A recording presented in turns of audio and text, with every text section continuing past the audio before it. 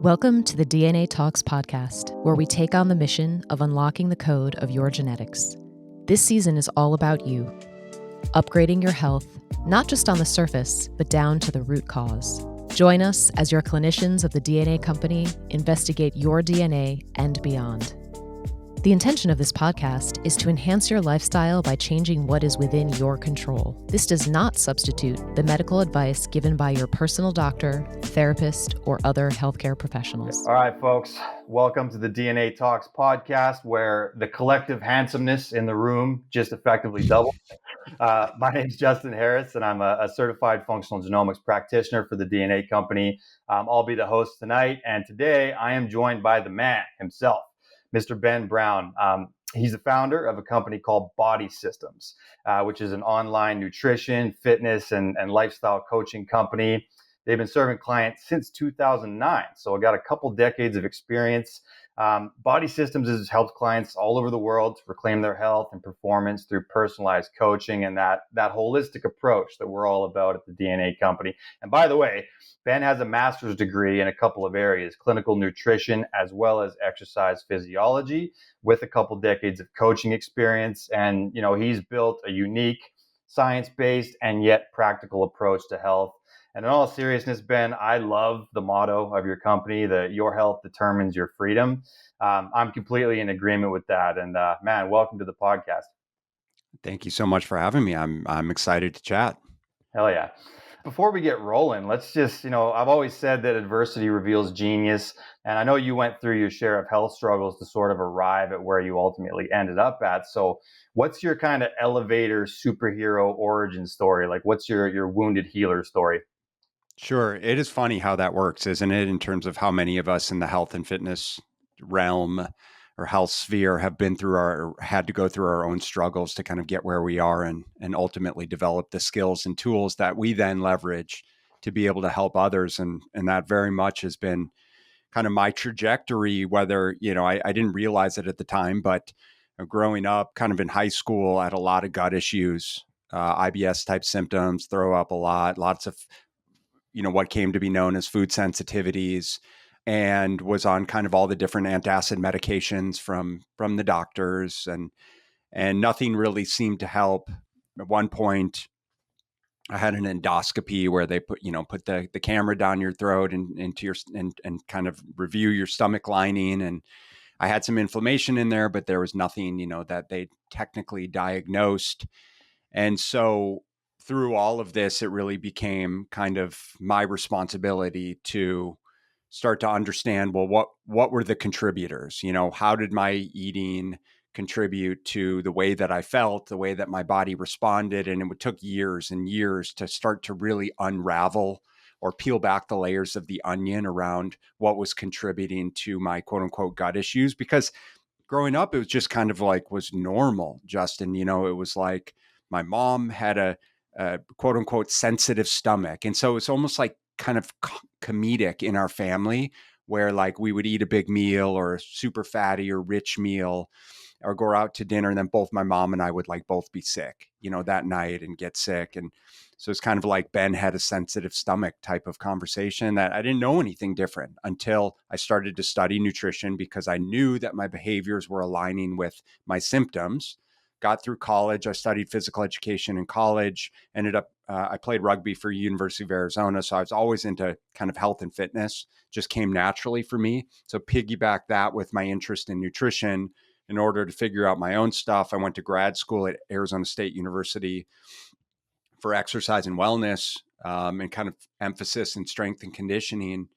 And then it was really, and you and I were just mentioning this, but it was really post grad school that I kind of got into functional medicine. Of like, the more I studied nutrition, the more I realized our kind of conventional model for nutrition was super flawed. And it's like, well, what is at the root of like what's going on for me? And I started studying with Dr. Dan Kalish out of San Francisco. And that's where we started running diagnostic tests. And we looked at gut health and we looked at adrenal health and realized, oh, I've got a nasty H. pylori infection and leaky gut type symptoms. And so then I, utilized supplementation and lifestyle and food some element of food restriction and progressively was able to heal things. And then, like we said, it's like just through that process, started to understand so much more about how the body actually functions, how everything is interconnected. And by the way, we have all of these body systems that are synergistic and symbiotic. And hence was born my company, Body Systems, because I wanted to be able to address things in its entirety as a kind of holistic approach to health. Yeah, so that would be where you kind of landed on your motto about like health determining your freedom, because it's like I've experienced health issues as well, and man, it really is a prison. Like it's on your mind all day. You feel it 24 hours a day, and it limits everything that you can do.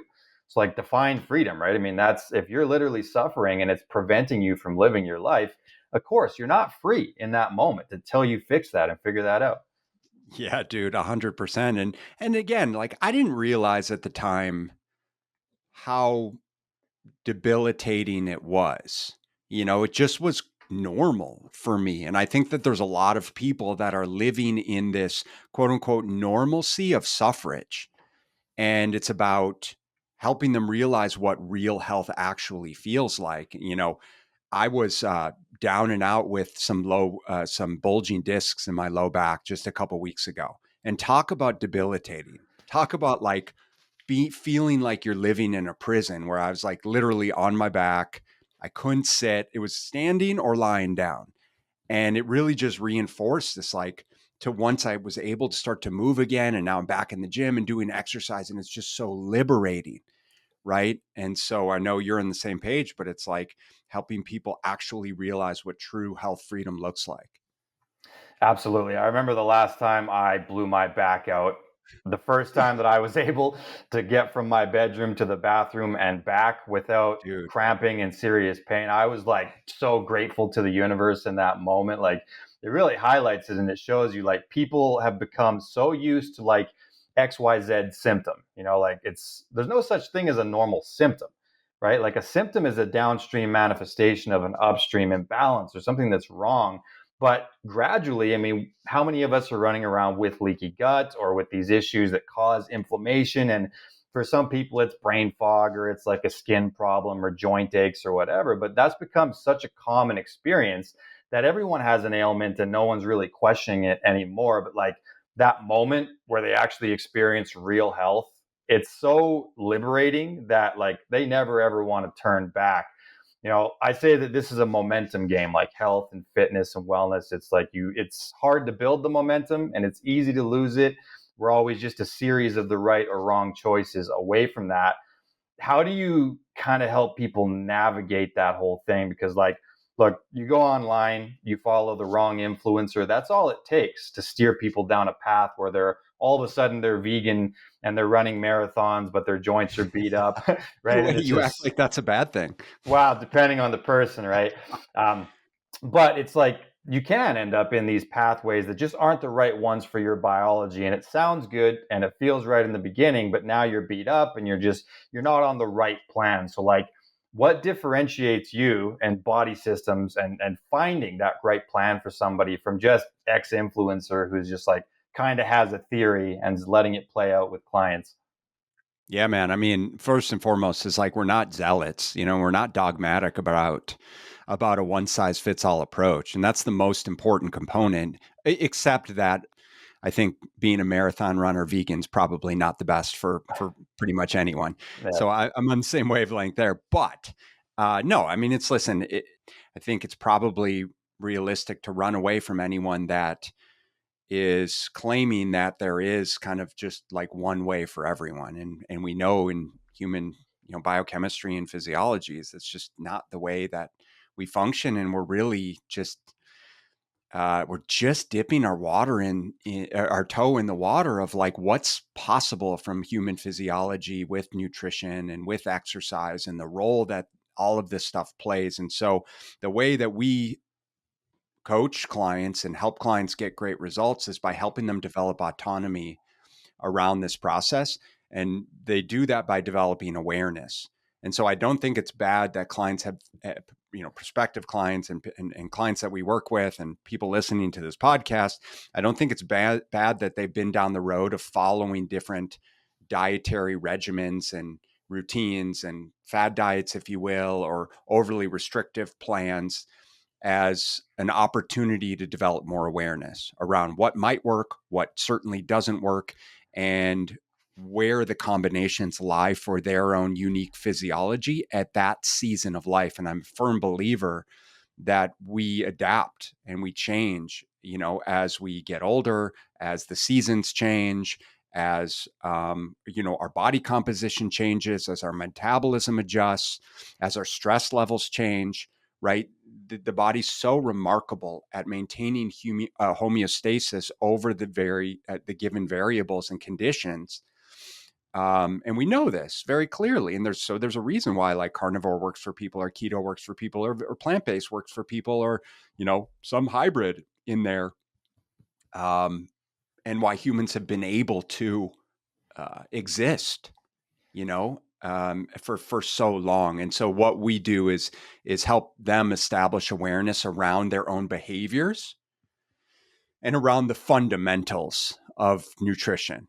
First and foremost is like, we have to develop the fundamentals of nutrition of like, how much are you consuming of what? How does what you're consuming impact subjective variables like hunger, energy, cravings, mood, libido, digestion, cognitive function? Do we see an association there? Right. And then based on, once you have the tools and the skills, because I believe that, and have observed over 20 years of coaching, Justin, that most people don't actually understand how much they're consuming. And listen, at the end of the day, calories still matter. And there's a lot of nuances to that statement, but they still matter a lot. And the quality of the calories matter, and the influence of how we digest, absorb, and assimilate those calories matter, right? So we need people to understand what they're consuming, how it's impacting them, so that then they have the autonomy to then be able to determine, okay, how do we start to make adjustments in what I'm consuming?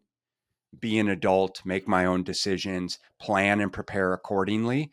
And the more we do that, the more they're empowered to start to go down the route of like, okay, now I can really start to dial in which way is going to work for me within the context of like, I still know how to plan meals. I still know how to get enough protein. I still know how to get enough overall nutrition for what I need. I make sure that I'm actually being able to digest the food that I'm consuming. That has a lot of lifestyle implications at play there. And so it's establishing a baseline, helping them develop awareness through both objective and subjective metrics, and then helping them build the skills and tools on the back end. Right. And that, like the word that you said there earlier, homeostasis, I mean, that's so important for all of this. Like, I know that some practitioners in our space go a little too far as kind of negating the calories in, calories out conversation. Like I've heard people be like, well, that doesn't really matter or exist. And it's like, you can't help but be like, well, the laws of thermodynamics are in fact in play here at all times, right? You can't argue that. It's just, yes, I agree with you, man. And it's frustrating because they matter. Like, you're right. The laws of thermodynamics, like you can't lock someone in a room and starve them. They're going to lose weight. Like that's how things work. But I understand, and it's hard when we're living in a social media land of sound bites of information. And so we lose a lot in context because everything is nuanced and everything depends on a lot of different variables. And, you could be eating 3,000 calories, but only digesting 1,000 calories. Okay, fine. Or, depends on the quality of the food and, your mucosal barrier and your enzyme production and all of this stuff, which doesn't get talked about enough in the calories in, calories out game. Yeah, and I think that's where a lot of the confusion comes in, right? Because you get these practitioners that almost exist on like opposite ends. Like some people will talk about it as if it's irrelevant, and other people will talk about it as if it's the only metric to consider.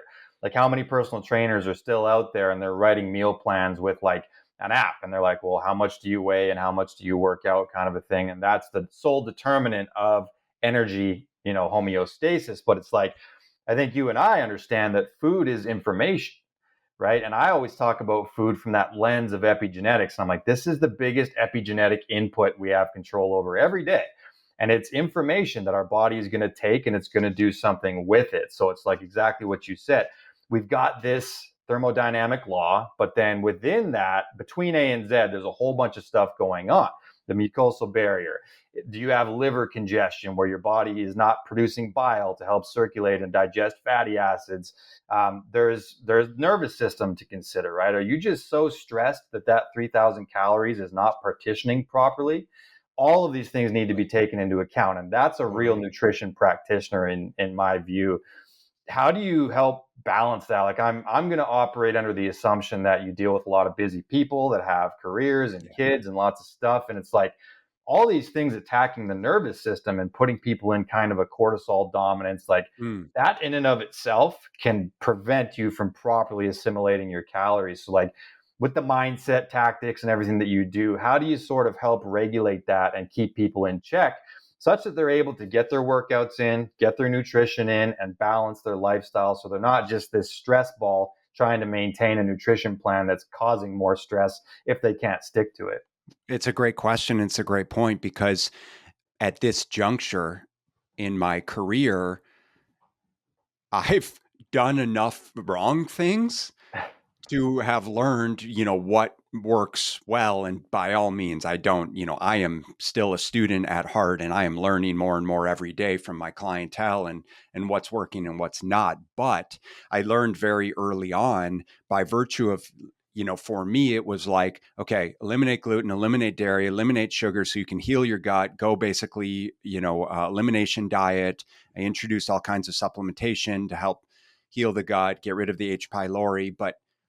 And it worked for me. And I was like, this is liberating. This is amazing. And because it worked for me, it must work for other people. Speaking of zealotous and dogmatic. And so I started to apply that to my clientele, only to realize very quickly that they stopped showing up. And in my young, egocentric, post grad school mind of feeling like I knew all there was to know, it was their fault because they weren't strict enough. They weren't committed enough. They weren't dedicated. And meanwhile, I'm a 25-year-old, 26-year-old kid, only to realize like when we are dealing with the real world, and all of us are quote unquote busy, but we all have responsibilities. We all have perceived stressors. The only thing that's going to stick is doing in a way where it feels realistic and feels doable.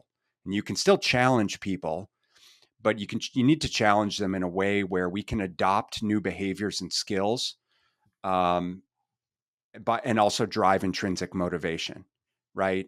And this is where the land of like handing people a meal plan or a exhaustive supplement list or elimination diet routine or uber strict protocol in my world for the clients that I work with doesn't work. It just doesn't work. I learned that early on. I continue to be reminded about that to the degree that we build behaviors over time, and we build behaviors around what and ultimately what I determine is going to be like the low hanging fruit, the things that are going to move the needle in the most aggressive way with essentially the least amount of effort, if you will, so that we can just build the foundation and drive momentum. Then they're starting to see and feel results, and then they want to do more and more and more versus here's all of the things you have to do, which is just adding more stress to an already overflowing plate. And that's when you have clients that don't come back anymore.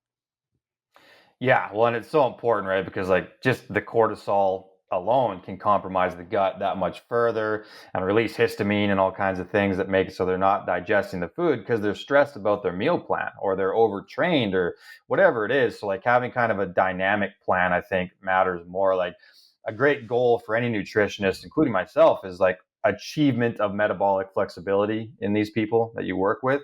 And that's where 100%. like having that one and done plan doesn't really work. Like you got to kind of modify and go with the flow. I'll admit, man, I was like pretty guilty of that. Like the first time that I got interested in keto or paleo or whatever, I'm like, this is the one, and everybody should be on this one, right? It's so tempting to do that, but it's not right because it's the person that makes the difference. And it's not wrong either because it gives you invaluable tools to be able to actually see why it might or might not work for you, or where there are elements when it might work better than other times, right? In different seasons where we might consider going a little bit more high fat, moderate protein, very low carbohydrate versus times when we maybe want. And speaking of metabolic flexibility, right, is fundamentally this is, and speaking of homeostasis, this is how the body operates. And hormetic stressors and just knowing that we are such adaptive, resilient mechanism that we need those stressors to create that adaptation. I mean, that fundamentally, that's what our bodies are meant and built to be able to do. I'm going to give you an example because that was a good question around, asking people or working with clients around managing all of the stressors and seeing progress. But I had a client or a call with a client just before this interview here, and he's pretty hard charging real estate guy. He's in commercial real estate. He owns a big company, a relatively young dude, probably mid 40s, 2 young kids at home, a very demanding career. And we were kind of getting into the nuances of his training, right? Because on paper, he's doing a lot of things really well. Like, we've cleaned up his nutrition. He's down about 15 pounds over the past, 7 or 8 months. Very reasonable fat loss. He's feeling better. He's feeling stronger in the gym. But still, like, high stress job, lots of travel, not great sleep behaviors. And he's been training at a local gym, but they're doing a lot of, for lack of a better term, CrossFit style, boot camp style, quote unquote, high intensity interval training style stuff. So he's like, yeah, my heart rate's up it's great because, like, my heart rate's up at zone 4, zone 5, and I'm getting in like a mix of my cardio and my strength training. And I'm like, whoa, whoa, whoa, whoa, whoa, like, pump the brakes right here. Now I understand why things aren't progressing faster than they could be, is because we are overloading the nervous system here for guys like you. When you're not sleeping enough, like, we are getting an overtraining response, because what we know in the science is, and I think this is something, I don't think this is something that's talked about nearly enough, Justin, is the role that exercise plays in physiological adaptation and immune support and immune suppression. And it's very, very easy through intense exercise for us to actually suppress our immune system over a prolonged period of time at a certain intensity. For example, more than 60 minutes of exercise above 60% of our VO2 max, and we're actually suppressing our immune system. This is called the open window effect. We're actually suppressing our immune system. It's much more than a transient effect. So we're actually suppressing our immune system for a reasonable amount of time, to the degree that we put ourselves at risk of, getting sick and taking in pathogens and not being able to fight off, pathogens and what have you. And my point in all of this is just one example of the nuances of coaching and working with individuals in a malleable way, whereby you've got to look at the variables around training, around sleep, around nutrition, around digestion, around overall movement, around emotional well-being and relationships. And so for him, it very much is like, okay, like, this makes a lot of sense. We've got to back off the training volume and intensity, right? And now we can actually save his nervous system a lot of unnecessary effort, which is going to help him recover faster. It's also going to put him in a position where he's probably not nearly as hungry, because he's constantly, like, he'll kind of white knuckle it Monday through Thursday, and then invariably starts to fall off the rails over the weekends. I'm sure you've seen that plenty of times. Oh, yeah. And so now it's like, from a metabolic standpoint, yeah, you're not getting as much pushback. You're not going to be, quote unquote, burning so many calories all of the time for your metabolism to want to be able to make all of that up. So it's just, again, one little example of, like, the way that we would look at manipulating those variables. Yeah, and it's like, as much as I love grind culture, and I'm a huge David Goggins fan, I appreciate and respect these guys, but it's like, when you're in the functional medicine space, you got to kind of pump the brakes, as you say, a little bit with that whole thing, as far as like your client there will probably build more muscle pumping the brakes than you would hitting it Correct. hard again and again, right? That's So it's, exactly it. It's yeah, like, because it's nervous that's system regulation. That's what it boils down to, I think. Like, I'm a big fan of Paul Chek, if you're familiar with him. And yeah. Well, Paul Chek's who got me into all of this. oh, I okay, then you know my what I'm talking first about. my first course with Paul Chek was post grad school in 2006. I took certified golf instructor, golf biomechanic certification, and that was where he started talking about nutrition and talking about gut health and talking about gluten sensitivity. And all of it resonated so much with me. And then I just started to go down the Paul Chek rabbit hole of like, who was he recommending to reading? And I ordered all the books and started connecting with other practitioners. That was how I got in touch with Dr. Dan Kalish. And then it opened the wide world then I got connected to Charles Poliquin, where I started studying all of my strength and conditioning and supplementation. And so I'm with you. Yeah, well, and his concept of working in versus working out is fantastic when it comes to this whole nervous system regulation thing. And like the more that you get into fitness, you realize that especially at certain age groups, like man, if you're not regulating that nervous system, grinding again and grinding again, you're actually diverting the resources that your body has, like the reserve of resources your body has to deal with the immune system and building muscle, fighting off pathogens, et cetera. It's like it's almost like there's X amount of resource that our body has to distribute. And the more that you train, when your body's like, okay, we need to recover now, you're totally depleting it and pulling from that reserve. So now you're going to get sick, like you said, or you're going to have a GI pathogen work its way in Yeah. because of your immune system issues. So it's like, man, I think homeostasis is the most important word when it comes to actual functional fitness, nutrition, and getting that longevity. The consideration is that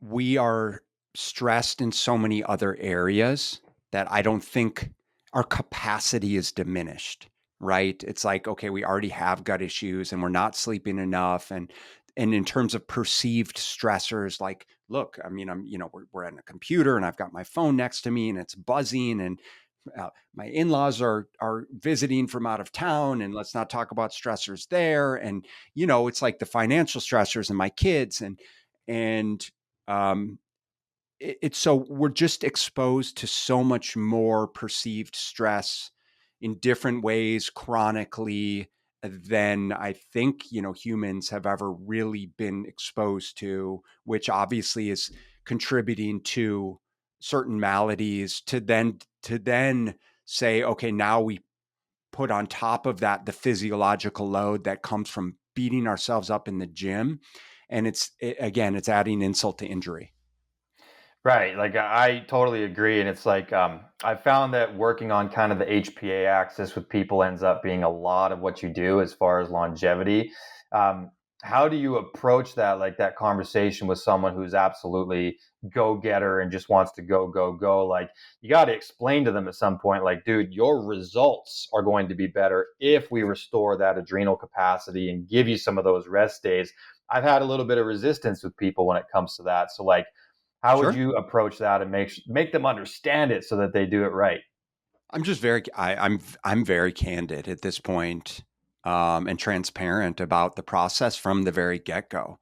And invariably, if I have someone who's coming in the door and wanting to work together, and I see and in the qualifying process in our initial communications, and we talk about like, what are you currently doing? I'm training 5 days a week and I'm doing high intensity training and I barely eat throughout the day, and then I overeat at night, and then I'm partying on the weekends, or I'm entertaining clients, and then I travel a lot. I'm like, well, dude, I'm just telling you right now, like things are going to need to slow down. And here's what it's going to look like. And I need to make sure that you are going to be okay taking a step back so that you can take a step forward. And here's what I anticipate that looking like. And so are we in agreement that this is something that you're going to be willing and able to do, so that you can get the results that you said that you want? Here's why this is important. Speak to the logic, and also just speaking to the science of it to the degree that we need to. right? And then we framed things appropriately so that when we start to pull things back, they're more than happy to accommodate and oblige. And yeah, I've experienced resistance around it, but at the end of the day, once they start to feel better and they're like, oh, I'm actually experiencing so much more energy, so much less hunger, or I'm actually hungry in the morning when I wake up versus being in this massive sympathetic nervous system response and then, not actually hungry until later in the day where they end up overeating and have a hard time sleeping and poor blood sugar, right? Things just start to balance out. They feel the differences. And then it's also not uncommon to have clients where we strategically start to focus on those things like their sleep quality, their sleep routine. And once we do that, then things start to move on the scale. It's like all of the sudden, they're sleeping better, they're sleeping more, and scale weight starts to move. Go figure, right? And they're eating, quote unquote, the same amount of calories. There's a great example of just the differences. Yeah, exactly. And it's like, again, the calories in, calories out is the baseline component, but then there's so much information and things that you have to kind of get right with that, especially if you're aiming for fat loss, right? So like what are some of the kind of more reliable strategies that you've ran into, even for your own body, like intermittent fasting or carb cycling, protein prioritization? Like, do you do fasted workouts or carb backloading? Like, do you have things that you kind of at a baseline have found worked really well for yourself and your clients for Well, fat loss? listen, I mean, as unsexy as this is, as a baseline, you need to create a consistent calorie deficit. And listen, man, for most people, they aren't, they don't know enough about their existing calorie intake to be able to truly say that they're in a calorie deficit. So I don't care about intermittent fasting or carb backloading or, any of the strategic things until we know unequivocally that we're controlling and accounting for total calorie intake. And based on total calorie intake and trajectory on the scale and with body composition, then we can determine what an appropriate calorie deficit would be. And then there's a myriad of ways where we can implement the calorie deficit, which we do based on their lifestyle. It could be consistent, lower calorie intake during the week and then a bit of a buffer on the weekends. It could be some style of intermittent fasting, which works well for a lot of my guys that travel, which I'll usually keep it super light on travel days and then a bigger meal at dinner and then bigger meals on their actual training or a bigger calorie window on their actual training days. But genuinely, Justin, and I think I have this conversation a lot with other practitioners. I have this conversation with a lot of people in the biohacking space. It is my opinion that we are too quick to jump on different dietary methodologies without truly comprehending the role of our total caloric intake or actually doing our diligence to actually track our calorie intake, upon which usually people realize just how significant that calorie intake is. And I don't care if you're plant-based or you're carnivore, it doesn't matter. Specifically in the keto and carnivore communities, we're just realizing how quickly calories from fat accumulate. And because we already established that the laws of thermodynamics reign supreme, it's not unreasonable to eat significantly greater amount of calories from protein and fat and butter and animal fat and fattier cuts of steak or what have you, right? Above and beyond what your metabolic needs are, right? And so once we understand that, then we can figure out what makes the most sense for the client. But and then that usually drives the needle a significant portion of the way. But I'm a very big fan of peri-workout nutrition and making sure that we're fueling our body appropriately in that training window, just because physiologically and biochemically, we understand some of the mechanisms around carbohydrate ingestion and recovery and utilization and blood sugar regulation and dampening our cortisol response and insulin. And so I'm a huge, huge fan of peri-workout nutrition. And I think probably Charles Poliquin was one of the people who most influenced my opinion and education around that. And so I do make it a point to make sure that regardless of where calories are, we are getting a good chunk of calories around that training window to optimize performance and recovery. Right. And especially if it's like a hypertrophy style workout, like you should probably be taking in something to amplify that if you're going to do it. I don't personally subscribe entirely to the post workout window, like they talk No. about the anabolic window. But I think that if you like fast for too long and you hit a hypertrophic style workout, I think that you're kind of negating some of that building benefit that you would get. What are some of your go-tos then for muscle building? Like, let's say, like we all know that andropause is happening earlier and earlier. Like as guys age now, there's more 100%. estrogen dominance out there. I think it has a lot to do with like toxic, body care products and Yeah. a lot of different things. Right? There's a lot of kind of modern factors going on there, but we know that men are losing their testosterone as they go. And if you're 40, 50, 60, and you're wanting to build or at least maintain muscle mass and stave off that sarcopenia, right? Like that real frailty, which is a huge problem. What are some of your pieces of advice for just building or maintaining muscle mass, especially for guys as they get a little bit older? Well, above what we already discussed, which is pivotal of just, managing our stressors and obviously making sure you're sleeping enough, like actually training hard in the gym with weights first and foremost. And like you said, more hypertrophy style training. So training to mechanical failure.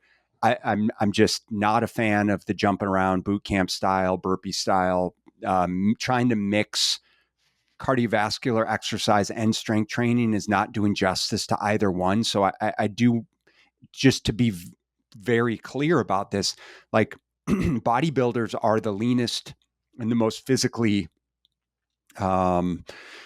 defined individuals there are. And so if we want to be leaner and if we want to have more lean muscle tissue, then we probably should take into consideration what bodybuilders do to get there, in the absence, of course, of anabolic steroids. But there's plenty of athletes who are plenty jacked and ripped without the use of anabolic drugs, right?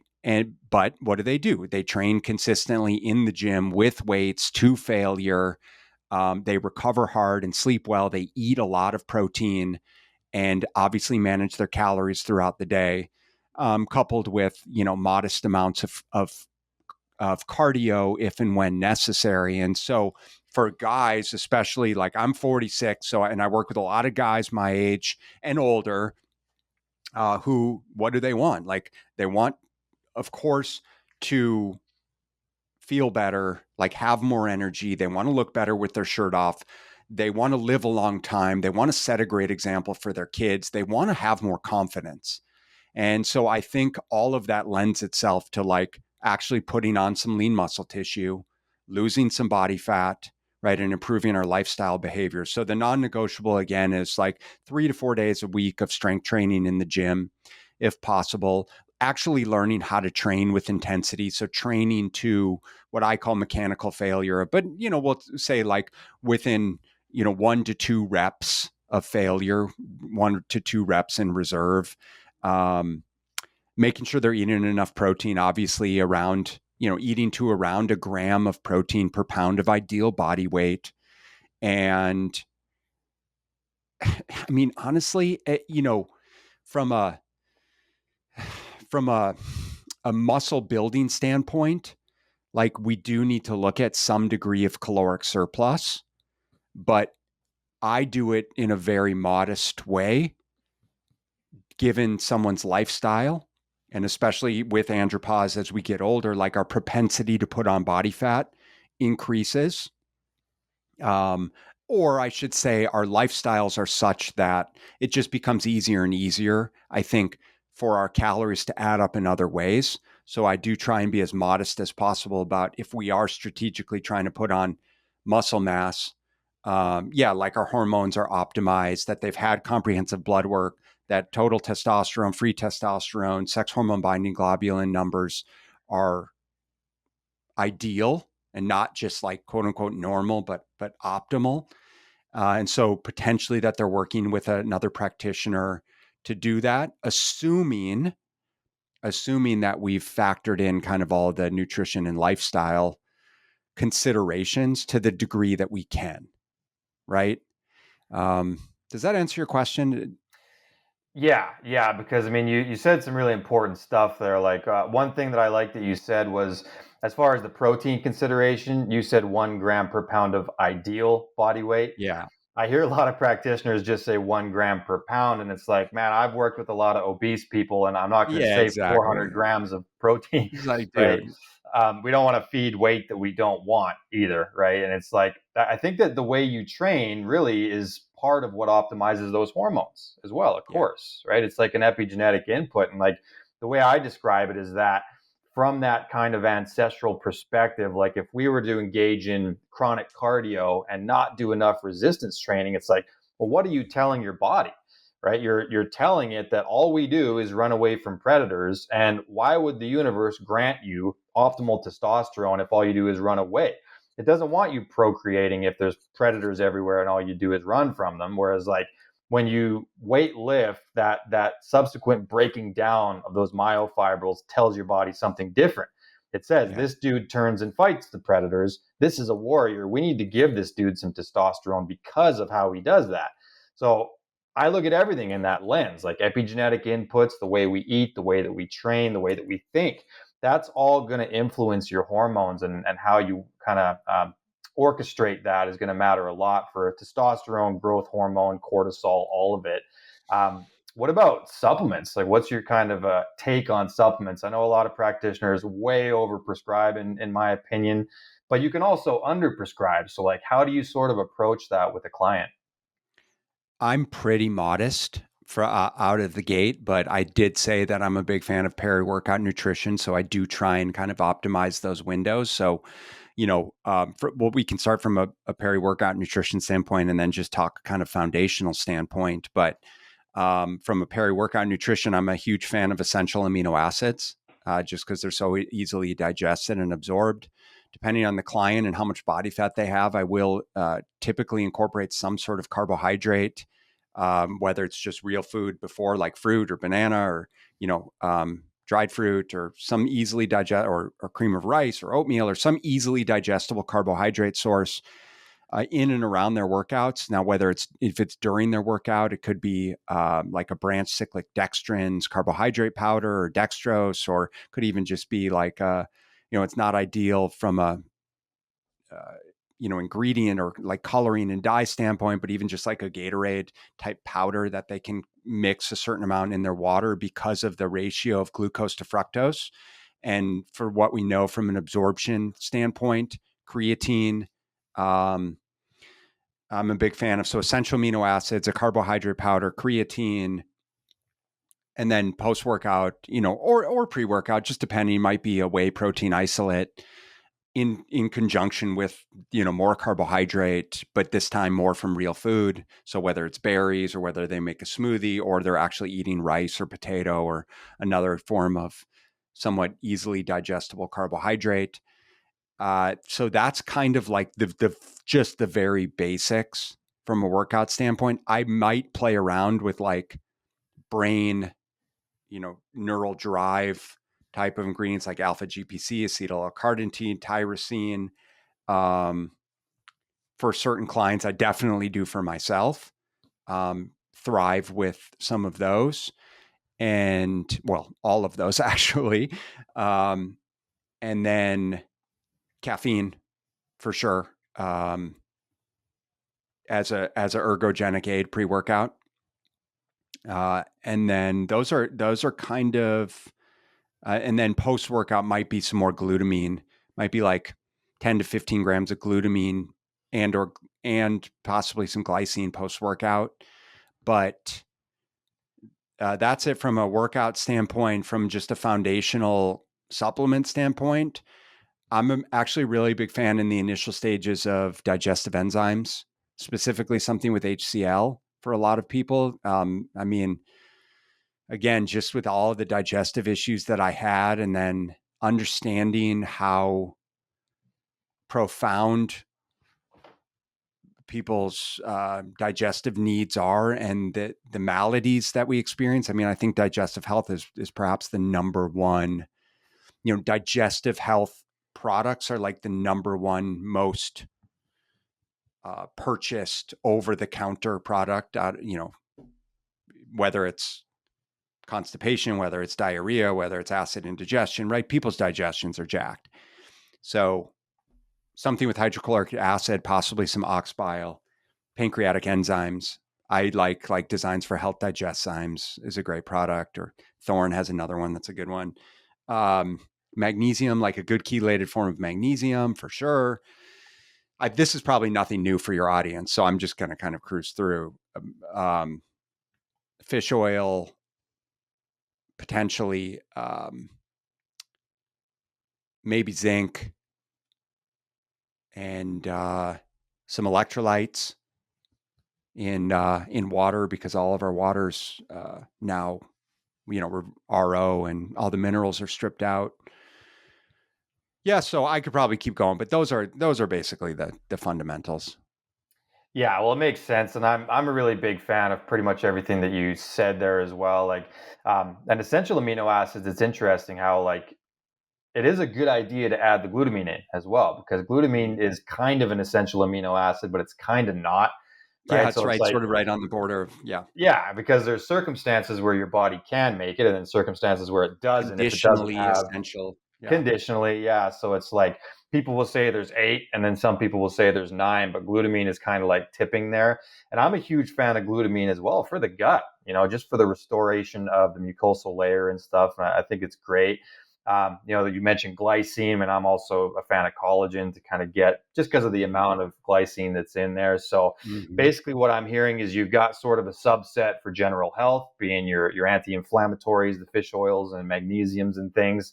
And then you've got sort of a plan for surrounding the workout, something before, something after, to just amplify that recovery. Am I kind of getting that right? Yeah, and then it's condition specific. Like we talked about the foundation, but then it's like, okay, sleep, energy, stress, digestion, immune support, right? So then there's different products for different conditionally specific things, where we can start to go down the rabbit hole a little bit, and that's really client dependent. And so, frankly, and just candidly, what I'll do is really just, and we really just identify where someone is ready, willing, and able to start. And again, where does it make sense for us to plug in products in a way that feels like we can make a significant difference with a relatively low amount of effort? Because at the end of the day, I can make all the supplement recommendations, but if they're not willing to take them, or they're not going to be consistent with them, it's not doing us any good. And so I really do try and base everything off of what I understand in my communication with the client, of what they're actually ready, willing, and able to tackle, while of course challenging them and supporting them. And I think that's the kind of ebb and flow of what coaching really looks like, and people should be looking for in a program, because I believe everything that we're talking about, Justin, and I'm sure you'll agree with me, this is not something that's a set it and forget it. It's not a just tell me what to do. This fundamentally is something that you are required to be proactive with, and need to learn how to change your behaviors and skills. Because if you're listening to this, or you've sought out practitioners before, then something about your existing lifestyle is not serving you. And it reasons to believe that your existing behaviors have contributed to why you are, in some way, shape, or form, whether it's your fault or not, have contributed to the reason why you are where you are. And therefore, it's also your responsibility to make sure that you learn to establish the behaviors, skills, and tools to get yourself out of that situation. And that requires a tremendous amount of time, energy, but potentially investment and willingness to change. Yeah, and that's really where that identity switch kind of starts to take place. Like, it's a bit of a process, and it ultimately happens over time, because you do a lot of working with people's mindsets. And like you and I were talking before this, and I was saying, like, man, I've experienced so many times where people can talk themselves into or out of success. Like that's really ultimately what happens. And it's like, I always say to people, like, you lived yourself into the current Yeah. circumstance, and we're going to go ahead and live you right out of it. But you have to be able to talk yourself into your own success on a daily basis. And it can't be every other day I have a positive mindset about this. Like, you have to have a way of sort of getting yourself out of that sort of scarcity victim thing. I can't, right? And you have to turn yourself into someone who's like, well, every Tuesday, Thursday, I do this. Every Tuesday, Thursday, I do this. And then it becomes you, right? So you guys, one of the most important things I think you do with Body Systems is that mindset, and really getting people to switch their identity to being that kind of like positive, I'm the one who can do this kind of a person. How do you go about that if you have someone who's like really just got that negative self-talk, and how important is it that you do switch them out of that mindset? Well, I think you have to help them realize that they actually have that, that's actually what is on display, and is part of what's limiting, a limiting factor for them. So you have to make them aware of that, and then help them start to build momentum around behaviors that are actually walking them out of that. I think one of the problems with the space that we work in is there's a lot of what I call delusional optimism. And it's the belief that if I just go get a genetic test, then that's going to solve my problems. If I just go start eating, paleo or carnivore, then that's going to solve my problems. If I just start taking XYZ supplement, then that's going to solve my problems. But it doesn't address, again, like we talked about, all of the behaviors that have contributed to that, and all of the work that's going to need to be done to peel back the layers of the onion that might or might not include that relatively small component of the diagnostic testing process or the given diet. And so it's truly helping them acknowledge responsibility for their outcomes through their daily behaviors, but also helping build their daily behaviors, Justin, in a way where they can consistently execute so that they can consistently build momentum and continue to provide evidence that they are actually someone who's able to do the things that that they need to do and want to do and said that they need to do in order to create the results that they said that they want, right? To just reinforce that they are in fact changing their identity. And then, of course, as a good practitioner would, like, challenging them on the way that they speak about themselves and the things that they believe about themselves and the stories that they tell to themselves, to challenge them to continue to show up differently, to speak differently, because language creates, and the things that we say are the first step in contributing to the behaviors that we do or don't do. Yeah, it's like that's why they call it spelling, right? Because like you're casting a spell with your actual words. You're creating something there, and it's like, to know and not to do is not to know, right? So it's like that successful marriage of like education and then application.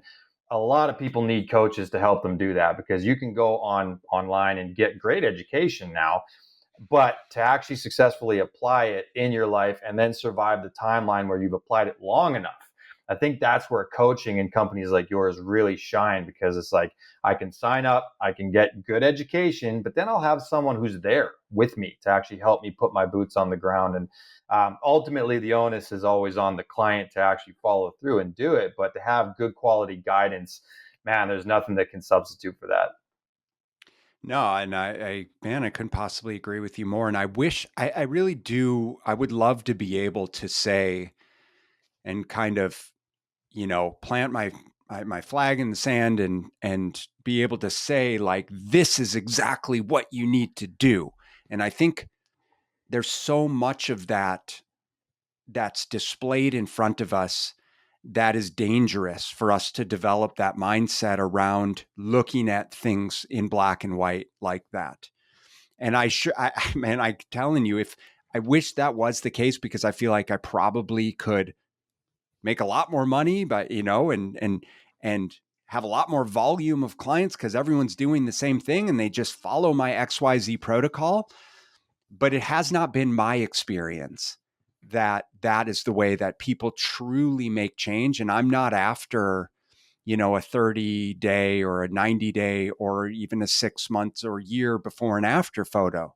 Like those look great, and they definitely, like, social proof is obviously important, but I'm in it, and our average client right now is with us for like 2.5 years, right? Because this stuff takes time, and we make progress. But the beautiful thing is that once we hit those initial goals through that process, then it's like, well, what else is possible? What else is possible? And the goalposts just continue to move. And so what I would encourage and equally challenge listeners with is just genuinely being aware of how they're looking at the information that they're consuming, even this podcast, of like, what am I taking away?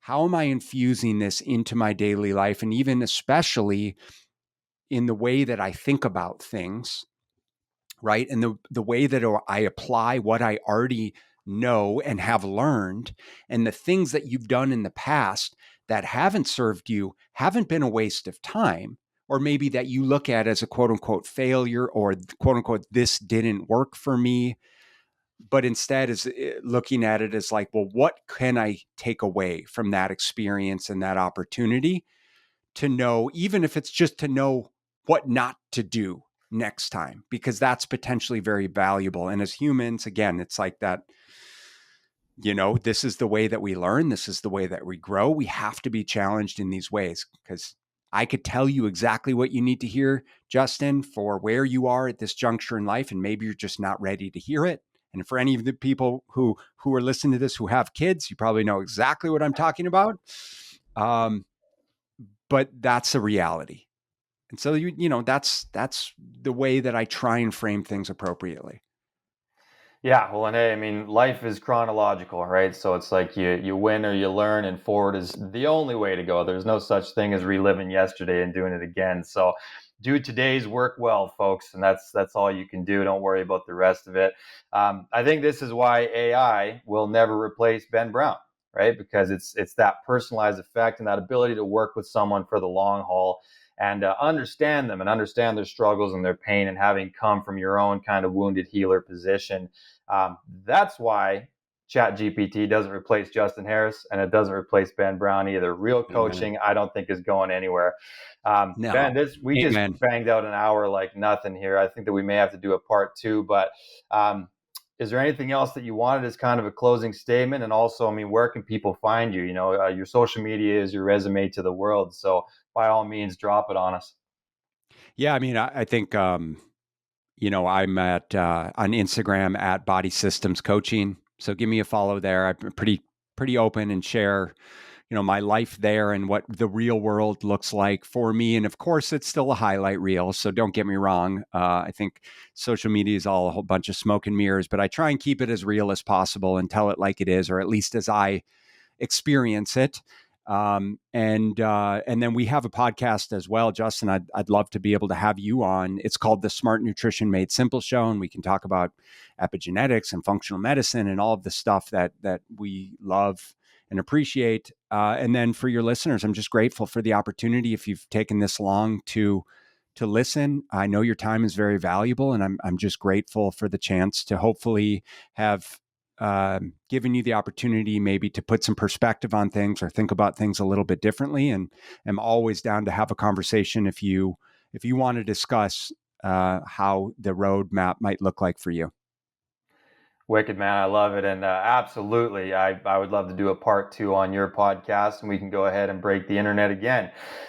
So thanks so much, man, for coming on. I loved your approach, the holistic kind of nature of it. It's fantastic. And that is exactly what people need now. Real guidance, real information. And I think you guys are doing exactly that at Body Systems. So folks, thanks for turning up, and be sure to follow Ben on his socials, and be sure to follow us as well, the DNA Talks podcast on YouTube. My Instagram is Justin Harris Official, and follow the DNA company so that we can give you some more of this great information to help you live long and prosper. For DNA Co. is Justin Harris signing out. Thanks so much, Ben. Thanks, guys.